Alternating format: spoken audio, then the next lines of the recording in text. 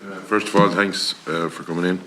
I note at the moment, and you'd be aware of it, in Australia, there is huge problems where they're to do with sheep, with the numbers that's there in the line of getting rid of them even at the moment. And as you've rightly pointed out, the EU, when the UK was with us, they done a trade deal, and obviously the Brits are bringing in their own meat now, as well as leaving us with the surplus of, you could say, lamb that's coming into Europe from those countries. That's not going to change overnight. I think we're to be honest with you that way. But the one thing, and you might explain, I'd be watching the kill of sheep, and the information we're getting at the moment that there's an awful lot of unfinished lamb being killed at the moment. What's the reason? You're killing lamb at, say, we'll call it €6 a kilo, just for easier counted for a kilo, right? And that's lamb is coming into €120. We'll give a little bit more. We'll give some column 124, €25. And meal at, say, I think up to €400, €350 to €400 a ton. And if there was €10 or €12 spent on meal, and be whatever way you put your figures on, so at this stage, the farmer would be as far on killing these underfleshed lamb and coming out with, say, 115 or €16 instead of getting 135 and giving the co-op the difference. You know what I'm saying? Kind of way, he still has the same money. If I'm saying to you, and that's what's happening kind of way, you know. And different times of year. Look at also, if you have even at that, say, a farmer. We'll give an example of a farmer with 200 ewes, and he's 300 lambs. There's a lamb and a half, which would be a good average kind of a, right. And if he sells his lambs over and only getting €130 a piece, and do your sums on the kind of way, look at there's not a whole lot of movement. There's not a whole lot of different times of year. He's never surplus of money. That man is under pressure the whole time. And say this time of the year, he has to sell sheep. That's just it. Sheep has to be sold.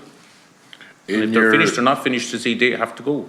In your dealings with the factories, an underweight lamb, you're penalised for it. You're penalised, yeah. And your overweight lamb. An overweight lamb, they give you nothing for the extra thing. So it's you'd want to be pretty good in the weight scale. Is there any? Because I was down in Comolan. There was one factory that was, I think, given up a higher weight, or generally when sheep get tight, maybe in the hogget side of it, you can get they can go a bit higher to 23.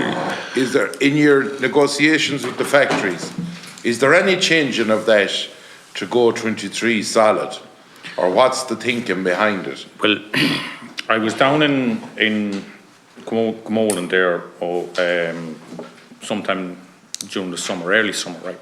And they brought us through the factory, so we're going to, right? And they are thinking is right.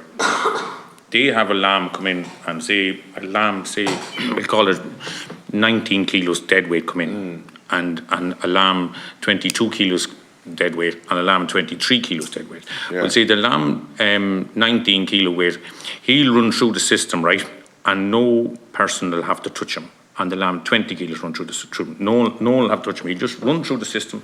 The whole computer will do the whole lot, and he'll be sliced up, be whatever way he wants. And not one person, it'll just flow through them. Now the big lamb, which is the lamb which would say the 23 kilos, which is the best lamb, they have to trim him, and this is what the problem is. So this is what they're saying there. This is what they're saying that they're losing out kind of way, you know, on it.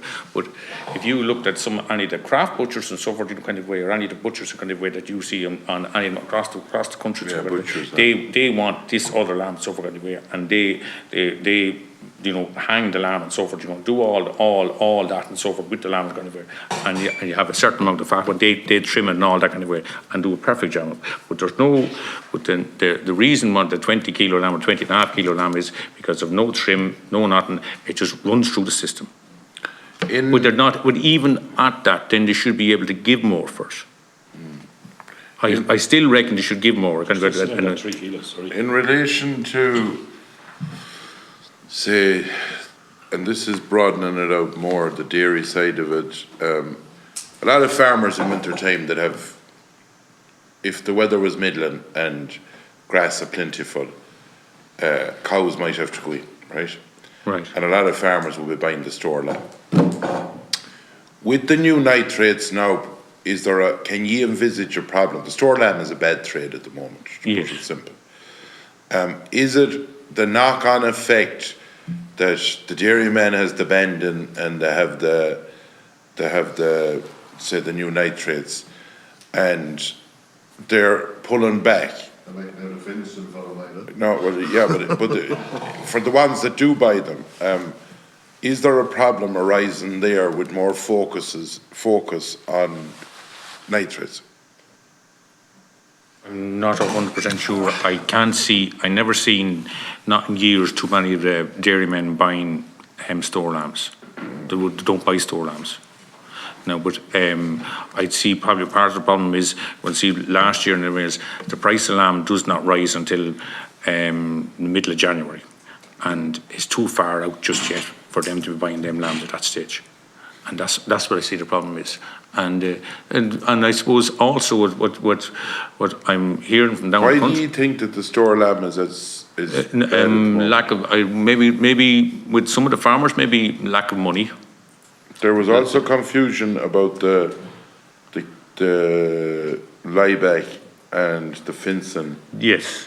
Which was causing huge farmers problems. I got calls even from Louth about it.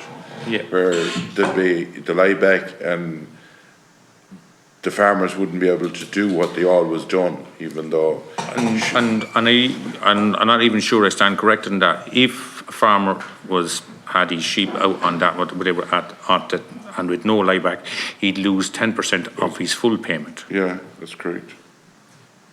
It wasn't 10% of the acres at all. It was 10%. My understanding that was changing.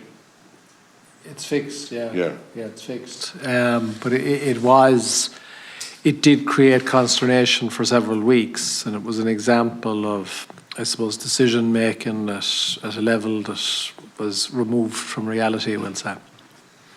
The lamb trade seems to be coming. If you watch last year's trend, we bought lambs ourselves at home, store lambs. They were worth no more in February or March than what they were bought at. They'd actually nearly lose money. Next thing, this Ramadan or whatever thing came along, and they couldn't get enough lambs. Yeah. And you got, in fairness, a good price for them. There was an awful lot of lambs, an awful lot of men lost their shirts, if you know what I'm saying to you. Again that. Say with hoggets. Yeah. And I suppose really and it all binds down to this, maybe we're not looking enough at this at the Muslim sector and the trade, and maybe that's where we should be looking to even to market our lambs more into the Muslim sector. Are we, and here's the question, are we all going out the one gap at the one time? Is too many people, no more than calves, every calf is born, or a lot of them are born in the first 3 months of the year. So the factories know then that they're going to have a glut when they become 30 months on the September. They know damn well. It's the same thing happening in the sheep, and I know you can't go all year round, right? I understand all that, Craig. But are we very much, a lot of lambs are coming round the one time? The price of meal is after moving more people back to Patrick's Day and the 1st of April.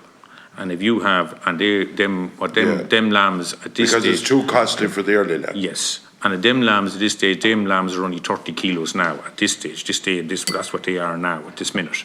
And them lambs are only coming fit from Christmas onwards. Right.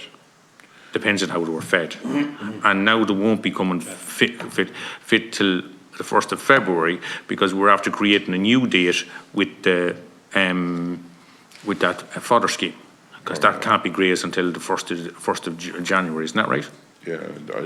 And so therefore that won't be, them lambs are only going out onto that 30. So what you're saying to us is that the sheep sector needs an injection from the Minister of funding to help it.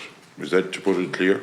Yes, if we had, for argument's sake, if we got 35 euros, basically what we're looking for is 30 euros for the sheep and 5 euros for the presentation of the wool. And the wool, and that was, now, if the wool, see, therefore you think, right, I'd say the wool is worth, now we'll just, we. 1 second, Mr. Byrne, sorry. I'm going to, Senator Lambert will take the chair. We have a vote in the chamber. I'm finished now. I know Paul and Tim have questions.